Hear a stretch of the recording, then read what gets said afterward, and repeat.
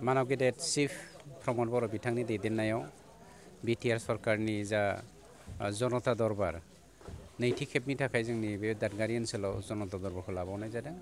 Specially दादगारियावहाय दैनि जेंना, हानि जेंना आरो कारेन्टनि जेंना, हान्था मेलानि जेंना बेफोरखौ लानानै जोङो सावरायनाय जादों। दैनि जेंनाया फ्राय जोब्बाय, मोनफा मोननै ओरैनो साब भिलेजफ्राव दंबावो। टटेल 33 भिलेजनि गेजेराव 33खौनो जों होनाय जाबाय मेइन भिलेजखौ। बाखि मोननैसो जोंना साब भिलेज दंबावो, बेखौ फिलआप खालामनो हायोबा दैनि जेंनाया कमप्लिटलि जोबसिगोन। कारेन्टआ एसे जेंना जादों, माखासे फरेस्ट एफआरएनि सिङावहाय थानाय गामिफोरखौ जों कारेन्ट बोनो हायाखै, बेखौबो जोङो एनअसि होबाय, दा बे खामानियाव मावजासिगोन।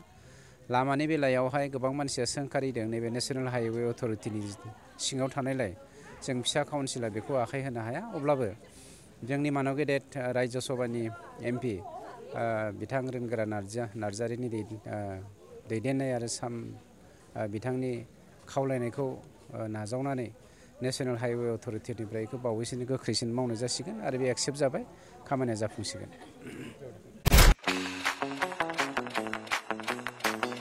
खुलुमबाय। दावहारु अट' एजेन्सियाव नोंथांमोनखौ बरायबाय। बाजाजनि बाइक लानो गोसो गुदुं सुबुंफोरनि थाखाय गोजोनथाव खौरां।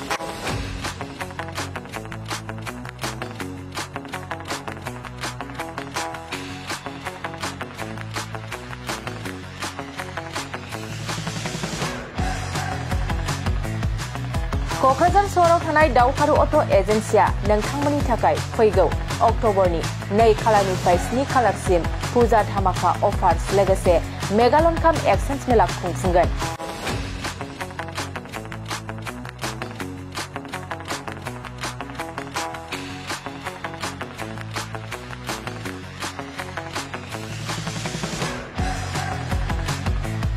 बे दावहारु अट' एजेन्सि श'रुमा बायगिरि बिथांमोननो लवेस्ट डाउन पेमेन्ट होनाय जागोन। नोंथांमोना दावहारु अट' एजेन्सि श'रुमाव होनो गोनां फुजा धामाका अफार्स आरो लोगोसे मेगालन काम एक्सचेन्ज मेलायाव फैनानै नोंथांनि लुबैनाय बाजाजनि बाइकखौ लांफैनो हागोन। बाजाजनि बाइक सालायनो मोजां मोनग्रा रायजो राजाफोरनो दावहारु अट' एजेन्सि श'रुमा गोबां मोजां अफारफोरबो लाबोदों। बेफोरनो जाबाय जेरै गंनै helmet free, 5 litre petrol free, free air gift आरो गासैबो मडेलनि बाइकखौ एक्सचेन्जनिबो खाबुआ थागोन।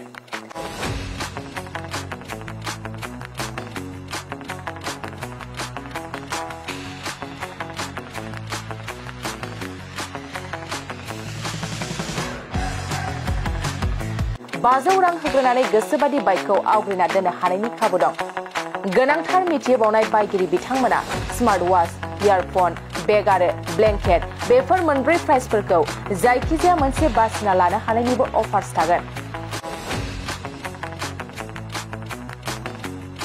लोगोसे दावहारु अट' एजेन्सि श'रुमा मोजां खाबुबो होबावदों। बाइक बायगिरिफोरनो फ्रि लटारि कुपन हरनाय जागोन आरो लटारि कुपनाव जाखाङोब्ला first prize smart TV, second prize washing machine आरो थार्ड प्राइज रिफ्रिजारेटर बेफोर मोनथाम प्राइजफोरखौ जोबथा साननि थाखाय लन मेलायाव हरनाय जागोन। अब्ला मानोथो गोबाव खालामनो, नोंथाङाबो दावहारु अट' एजेन्सि श'रुमाव होनो गोनां बैफोर खाबुखौ लादो। आबुङै मिथिबावनो थाखाय 8822018193 600003 99187 जानबुं नाम्बाराव खौरां लाहरनो हागोन।